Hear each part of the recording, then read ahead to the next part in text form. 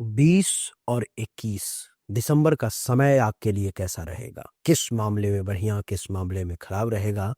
आज के इस वीडियो में मैं डॉक्टर राजा मिश्रा इसी विषय पर मैं चर्चा जो है सो करने जा रहा हूँ। डियर सज्जनों, इस वीडियो में मैं आपको सबसे पहले पंचांग का बताऊंगा कि 20 और 21 तारीख का पंचांग क्या कहता है।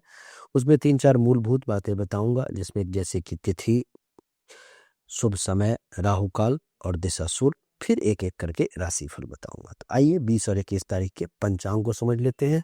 सबसे पहले मैं बोर्ड पर में आपको लिख दूं 20 और 21 तारीख, तो शायद बेहतर समझ में आए।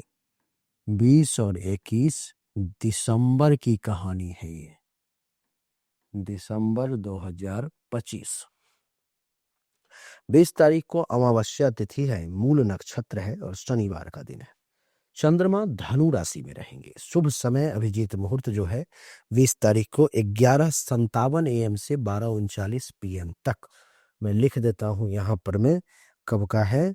20 तारीख को जो है सो 11:57 AM से 12:39 PM तक ये शुभ समय है। क्या है? शुभ समय है, इसको ध्यान रखना। और राहु काल जो है 20 तारीख को 9:43 AM से 11:01 AM तक ये राहु काल है। ये अशुभ समय है।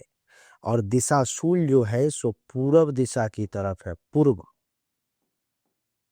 दिशाशूल,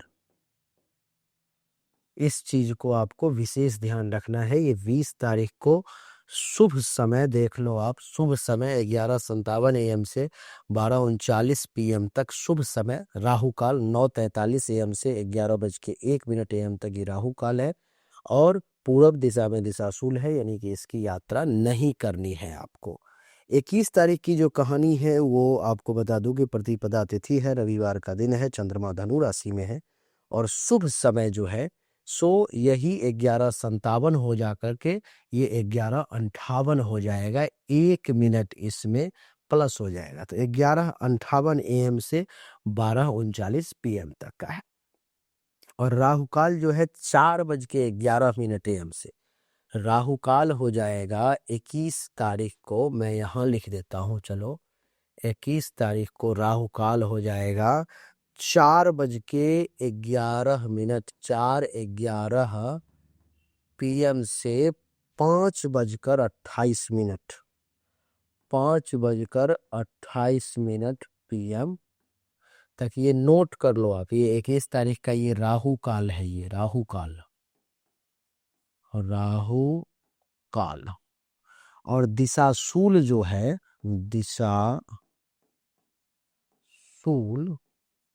दिशाशूल आपका पश्चिम दिशा का है। पश्चिम दिशा का है।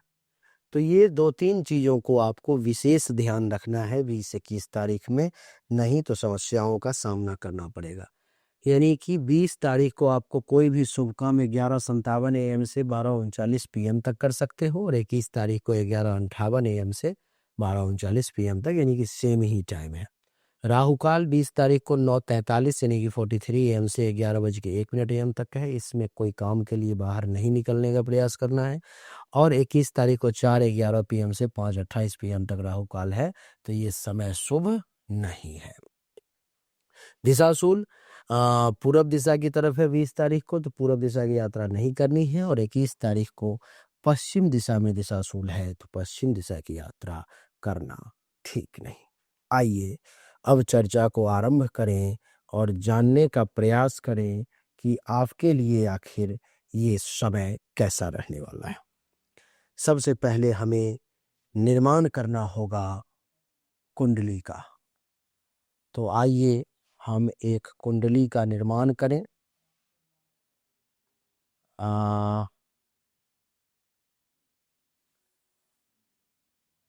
ये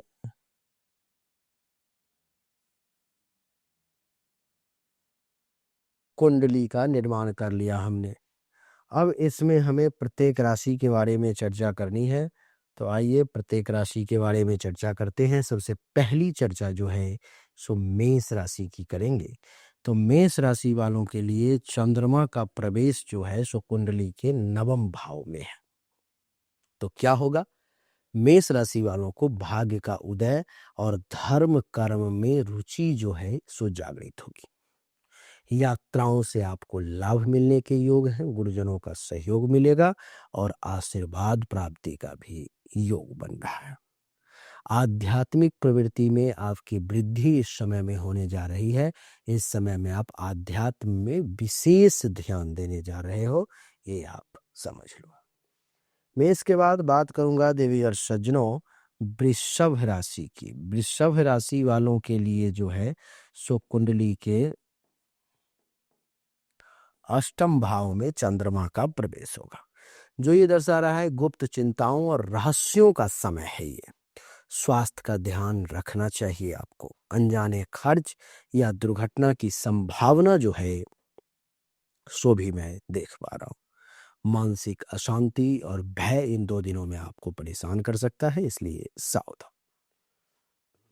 वृषभ के बाद बात करूंगा मिथुन राशि की। मिथुन राशि वालों के लिए कुंडली के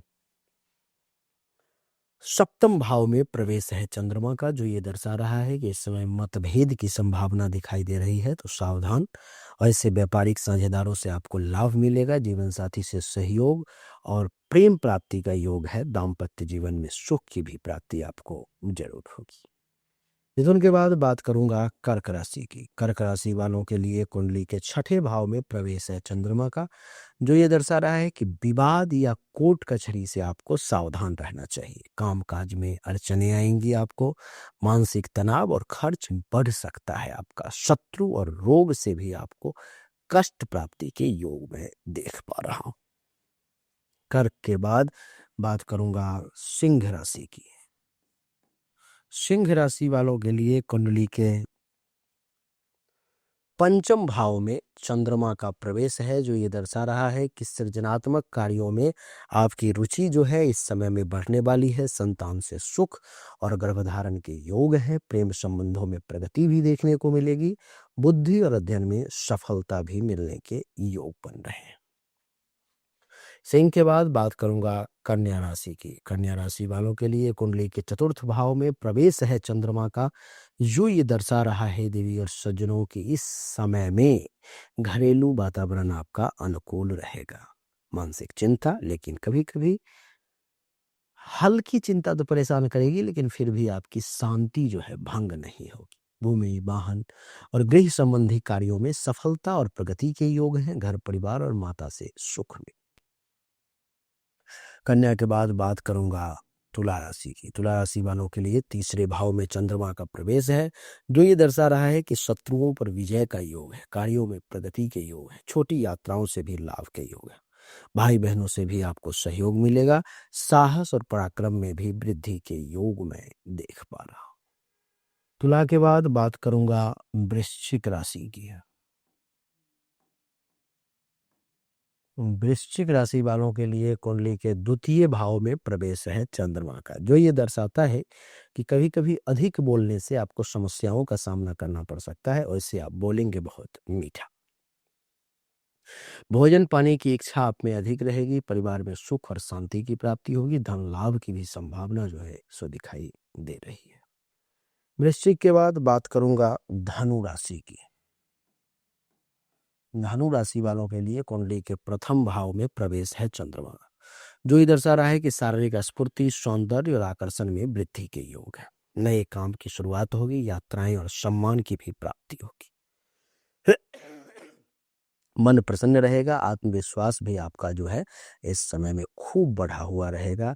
और सबसे बड़ी बात कहते हैं कि मन जब प्रसन्न होना तो आत्मविश्वास अपने आप बढ़ जाता है। और जिस व्यक्ति का मन दुखी हो जाए, किसी कारण किसी का भी हो सकता है, तो कितना भी वो कॉन्फिडेंस वाला व्यक्ति हो, कितना भी आत्मविश्वास वाला व्यक्ति हो, वो उसका कॉन्फिडेंस गिर ही जाता है। उसको लगता है ये क्या ही करूंगा मैं, क्या ही कर पाऊंगा। धनु के बाद बात करूंगा मकर राशि की। मकर राशि वालों के लिए कुंडली के द्वादश भाव में प्रवेश है चंद्रमा का, जो ये दर्शा रहा है देवी और सज्जनों की खर्च बढ़ सकता है, विदेश या दूर की यात्राएं हो सकती है, मानसिक अशांति और नींद की कमी भी मैं देख रहा हूँ। ध्यान, भक्ति और परोपकार की प्रवृत्ति भी बढ़ती हुई प्रतीत इस समय में निश्चित तौर पर में हो रही है। मकर के बाद बात करूंगा कुंभ राशि की।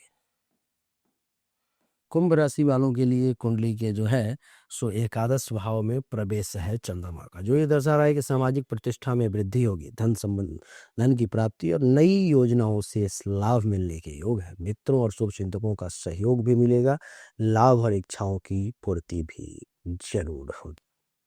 कुंभ के बाद राशि चक्र की अंतिम राशि यानी कि मीन राशि। मीन राशि वालों के लिए कुंडली के दसम भाव में चंद्रमा का प्रवेश है, जो ये दर्शा रहा है कि अधिकारियों से सहयोग मिलेगा, नौकरी और व्यापार में प्रगति के योग हैं, पद प्रतिष्ठा और मान सम्मान की प्राप्ति होगी, कार्य क्षेत्र में सफलता भी आपको जरूर मिलने वाली है।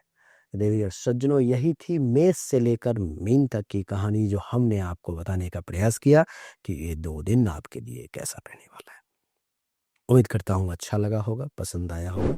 अच्छा लगा, पसंद आया तो इस वीडियो को लाइक करें, शेयर करें, चैनल को सब्सक्राइब करके इसके बेल आइकन के बटन को दबा दें। राधे राधे। राम राम।